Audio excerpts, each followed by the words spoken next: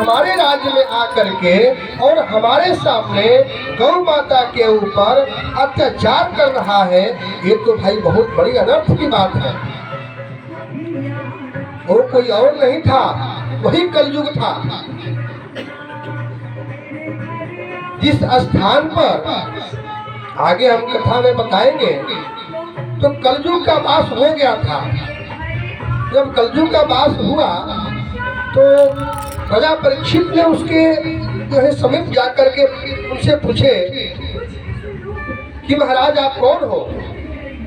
आप हमारे राज्य में बिना मेरी अनुमति के और ऐसे गौ माता के ऊपर आप वार कर रहे हैं। आप गौ माता को मार मार करके उनको इतना जन्मातवन तोड़ फोड़ कर दिया। तब कलयुग ने कहा कि महाराज मेरा नाम कलयुग है। राजा परीक्षित का तो आश्चर्य हुआ, भाई कलयुग?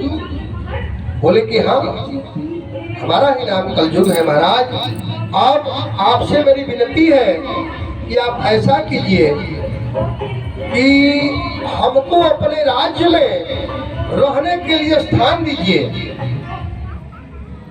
बोले कि भाई ऐसा कहिए कि आपको यहाँ रहने के लिए मैं किसी प्रकार से स्थान नहीं दे सकता हूँ। बोले कि आप जब स्थान नहीं देंगे तो हम इसी प्रकार के हमेशा रवैया करते रहेंगे। अब राजा परीक्षित जी महाराज बड़ी सोच में पड़ गए। जब सोच में पड़ गए तो बोले कि अच्छा ठीक है।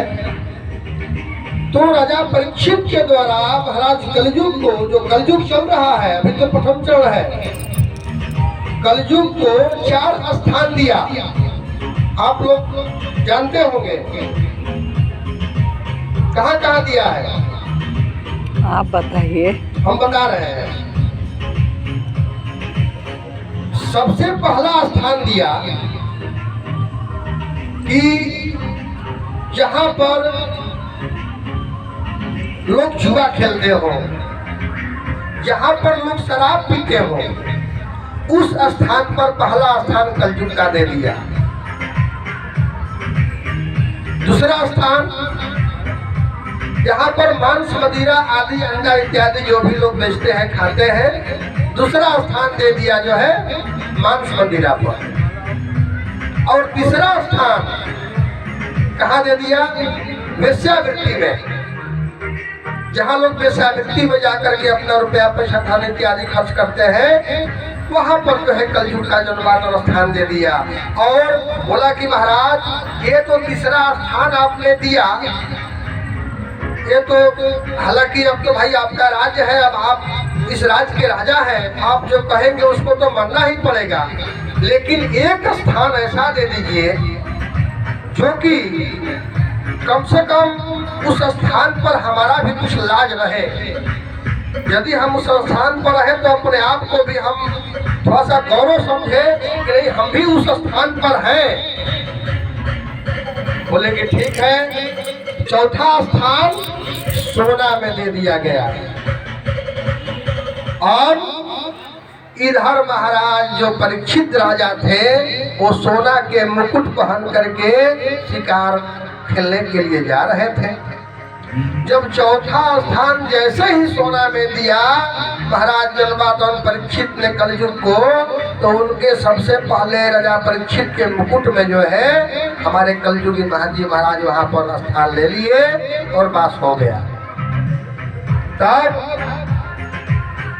इसी जो कलयुग है इसका प्रभाव है बंधो, अभी हम लोग जो जी रहे हैं इसी कलयुग के प्रभाव में जी रहे हैं। यहाँ पर धर्म का नाम लिया जाता हो, यहाँ पर कथा इत्यादि होता है, ये कथा क्या है? ये सब कलयुग का प्रभाव है। सुनने में अच्छा नहीं लगेगा, नीरस होता है कथा। इसीलिए हमारे विद्वान लोग बीच बीच में थोड़ा सा भजन इत्यादि का भी अपना सहारा लेते हैं। इससे हम सभी का थोड़ा सा मन जो है कुछ भगवान के चरणों में लगा रहा है। और उन्होंने सोचा कि भाई अब तो जहाँ धर्म होगा वहां पर तो हम कभी जा नहीं सकते हैं।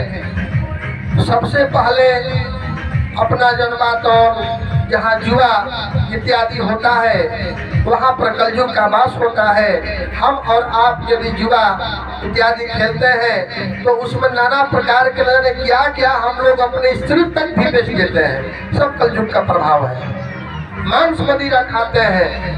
भोजन में कहा गया है ना कि जैसा आहार करेंगे वैसा आपका विचार होगा, वैसा आपका व्यवहार होगा।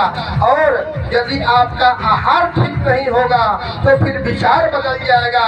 जब विचार ठीक नहीं होगा तो फिर चरित्र बदल जाएगा। और जब चरित्र आपका जब सही नहीं रहेगा तो समझ लीजिए कि आपके पास अब कुछ नहीं बचा है। ऐसे भी कहा गया है कि money is loss, nothing is loss, health is loss, something is loss, but character is loss, everything is loss. यदि आपके पास धन संपत्ति है और कुछ समय के लिए थोड़ा इधर उधर परेशान हो गए हैं, आपका धन संपत्ति चला गया, फिर आपका आचार व्यवहार आहार यदि ठीक ठाक रहा फिर से धन संपत्ति आ सकता है बंधुओं। यदि आपका हेल्थ खराब हो गया, शरीर खराब हो गया, उसमें कुछ धन पैसा इत्यादि लग जाएगा, फिर से आपका शरीर ठीक हो जाएगा। लेकिन सबसे बड़ी बात है यह मानव शरीर का व्यक्ति का जब चरित्र खराब हो जाता है तो उसको समझना चाहिए कि यदि आपका करेक्टर में दाग लग गया तो फिर आपके पास कुछ भी नहीं बचा। Everything is loss. सारा संपत्ति रहते हुए भी आपके पास कुछ नहीं बचा है। इसलिए हम सबको हमेशा अपने करेक्टर पर हमेशा हमेशा ध्यान देना चाहिए। अब इधर महाराज कलयुग का वास सोना पर हो गया। हमारे कलयुग में माताएं बहने लोग सोना के ऊपर बहुत ज्यादा जोर देती हैं। उनको ये पता नहीं है कि साक्षात कलयुग है ये। ठीक है। उनको ये पता नहीं है कि साक्षात कलयुग है। अभी एक जगह हम कथा कर रहे थे, बेचारे और जो पंडित जी थे वो कमा करके गए अपना 10-20 हजार रुपया और ले जा करके बोले कि थोड़ा सा देवी जी बोल रही थी कि